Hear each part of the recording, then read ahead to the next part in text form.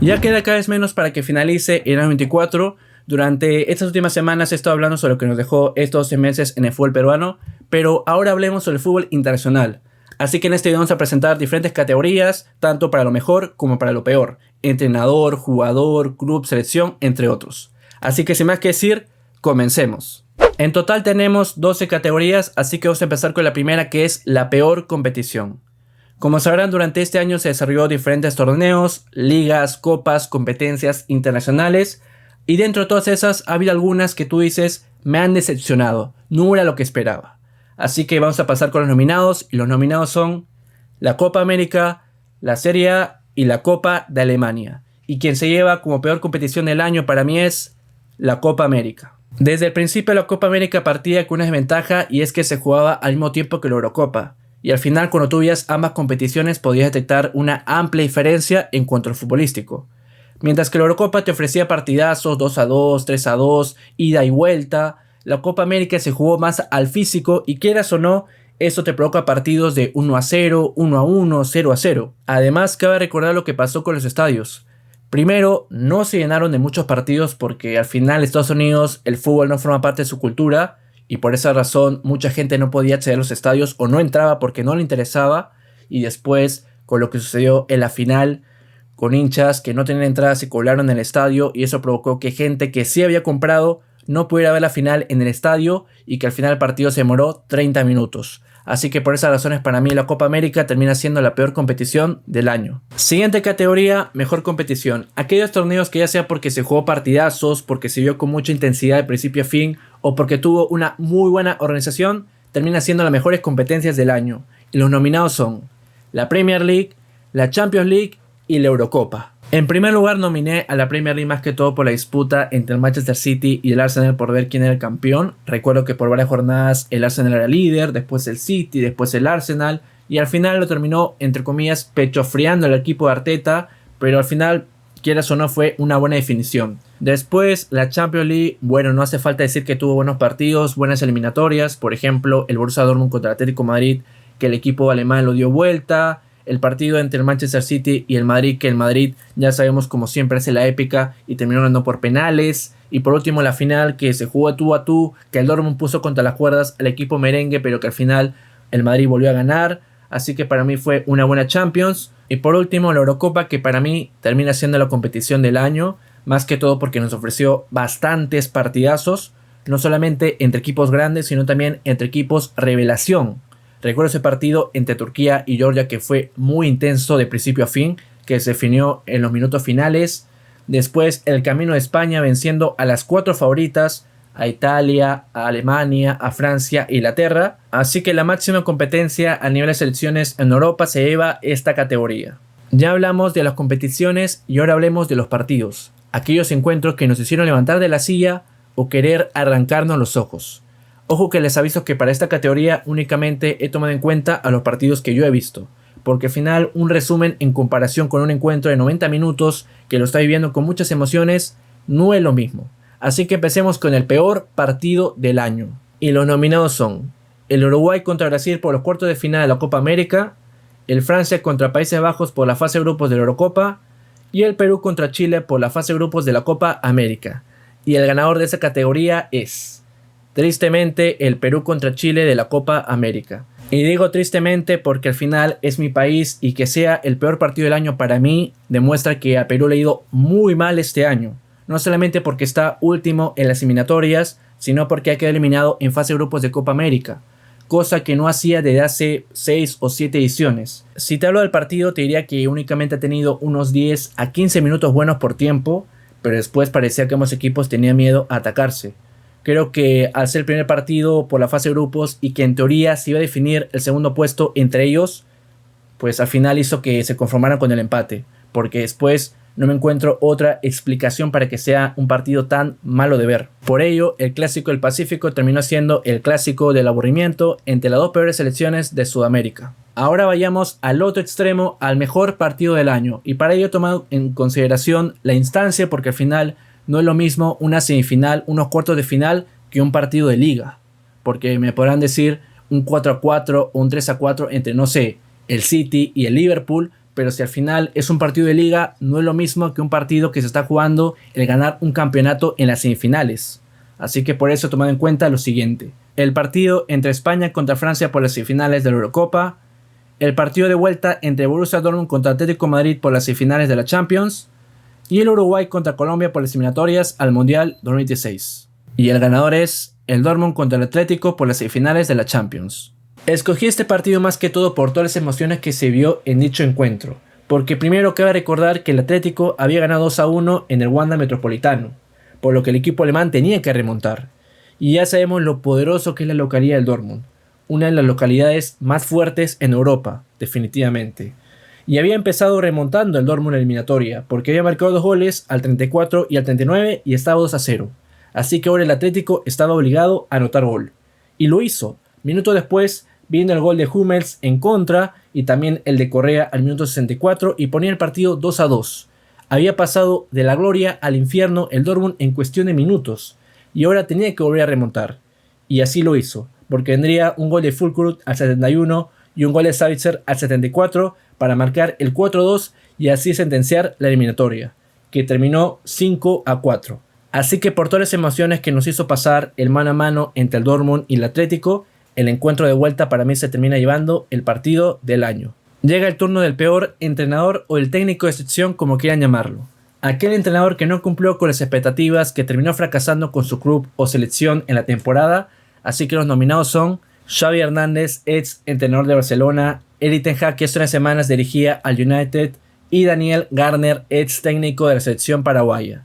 Y el peor entrenador del año es Erik ten Hag, ex entrenador del Manchester United. Y creo que el paso del técnico neerlandés por el Manchester United termina cerrando una de las peores etapas de un entrenador en un equipo grande en los últimos años.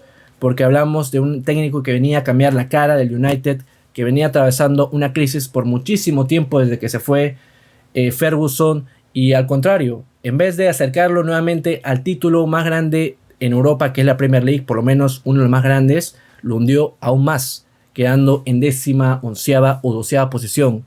Únicamente vivía de ganarle a los clásicos rivales, sea al City, sea al Liverpool, pero después, en cuanto a títulos, únicamente ganó una FA Cup y nada más.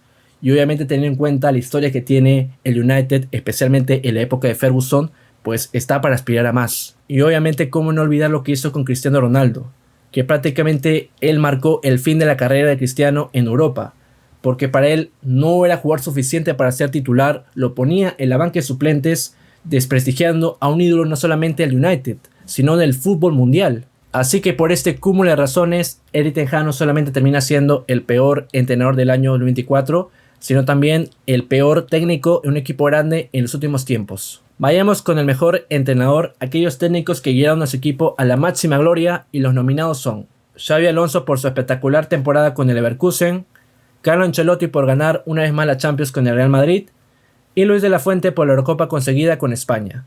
Y el ganador al mejor entrenador del año es Carlo Ancelotti. No cabe duda que ha sido un grandísimo año para el técnico italiano, no solamente porque ganó la Liga de Campeones, sino también ganó la Supercopa de Europa y acaba de ganar la Intercontinental.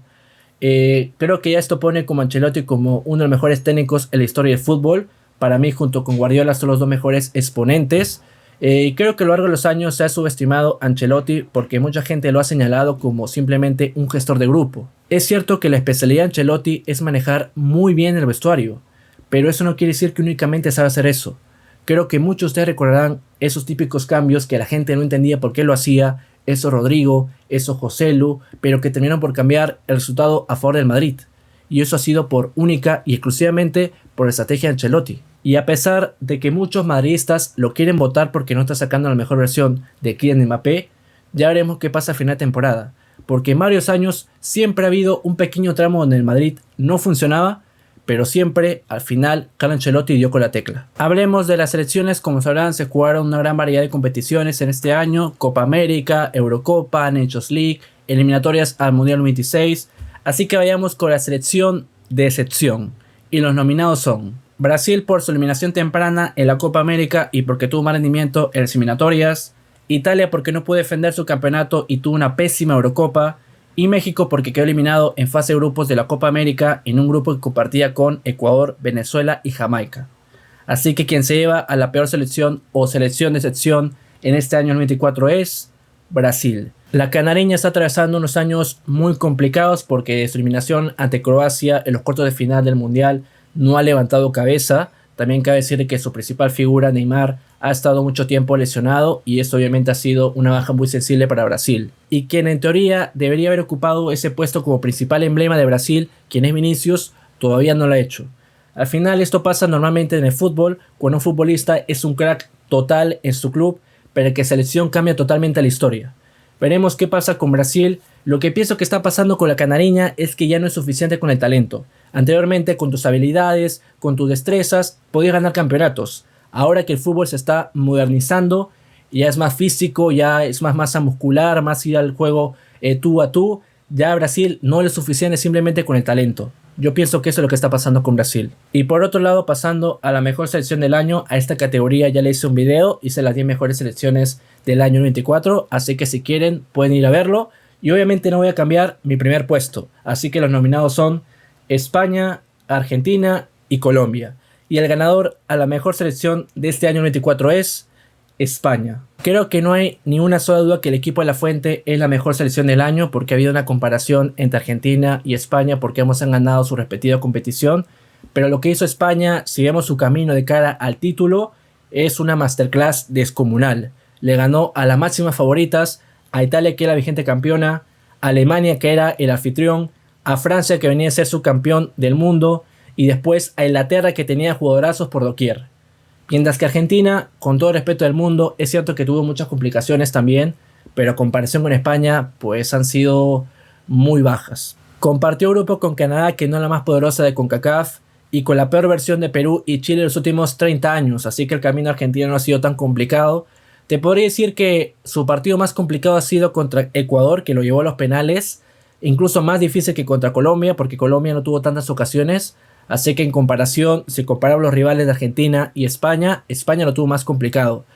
Incluso además, España no ha perdido ni un solo partido oficial este año.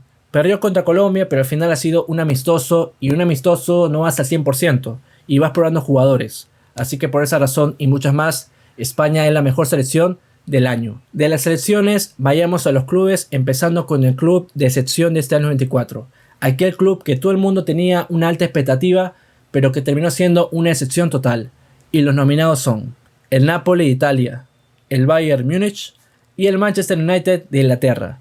Y el club de excepción de este año es el Napoli de Italia. Al final escogí al Napoli porque a pesar de que actualmente están muy bien, están segundos o terceros en la Serie A, si comparamos su temporada anterior donde quedaron décimos, es decir, ni siquiera accedieron a una competencia internacional, pues ha sido un completo desastre. Cabe recordar que anterior a esa temporada el Napoli había sido campeón después de mucho tiempo. Y claro, pasar de la máxima gloria a quedarte sin nada, pues es un bajón para mí considerable. Y por esa razón para mí es suficiente para ponerlo como el club de excepción del año. Hay gente que puede considerar al Bayern como el equipo de excepción del año, más que todo porque terminó su dominio en la Bundesliga por el Leverkusen y también porque en Champions, a pesar de que llegaron a semifinales, para mí fueron muy inferiores al Real Madrid. Y por otro lado, el Manchester United, creo que ya eso no es ni novedad. Ya es una costumbre que el United haga una mala temporada. Al parecer con este nuevo técnico tampoco van a levantar cabeza porque está perdiendo varios partidos. Vayamos al club del año y creo que ya muchos de ustedes se pueden hacer la idea de qué equipo puede ser. Así que vayamos de una vez con los candidatos. Los nominados son el Real Madrid, el Botafogo y el Bayer Leverkusen. Y el ganador al mejor club del año es el Real Madrid.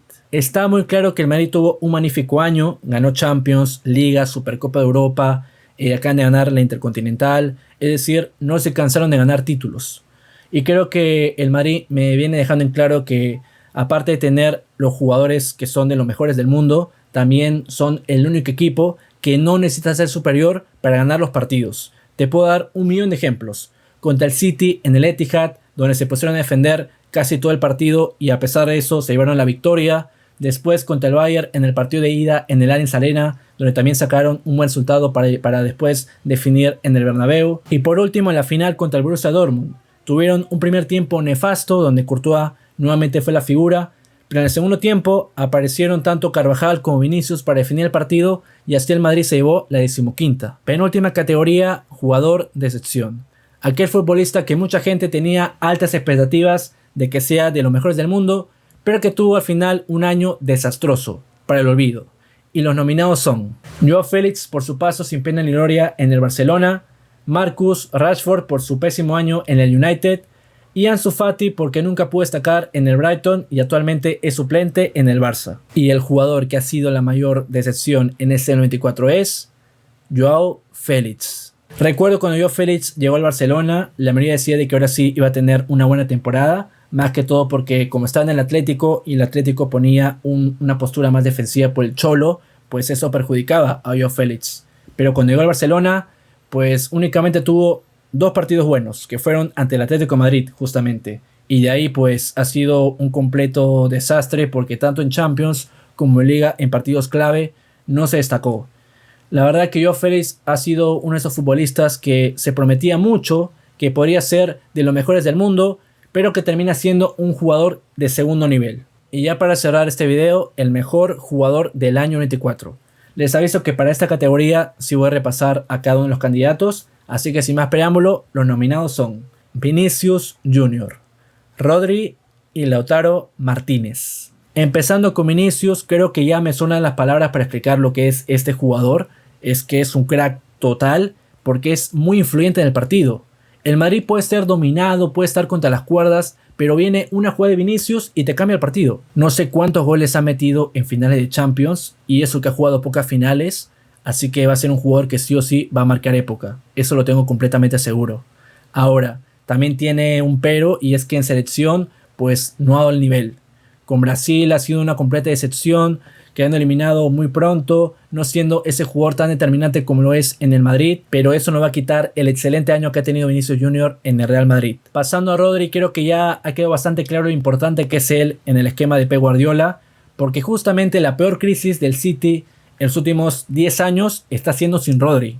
Para mí Rodri es muy influyente en el equipo, más que todo porque no solamente te aporta en defensa, porque es un pivote, sino también porque te aporta en la creación de juego, en ser ese capitán, ese guía para el resto de jugadores. Además también te aporta con goles, especialmente de larga distancia. Y obviamente cómo no destacar su rendimiento con España, que ha sido escogido como mejor jugador de la competición y además una de las principales figuras, uno de los principales pilares para que España gane la cuarta. Por último, Lautaro Martínez, que tuvo un año muy destacable tanto en clubes como en selección. Primero que todo fue campeón con el Inter en la Serie A, un Inter que le sacó 19 puntos al segundo y que justamente el goleador de ese Inter y del campeonato de la Liga Italiana fue Lautaro Martínez.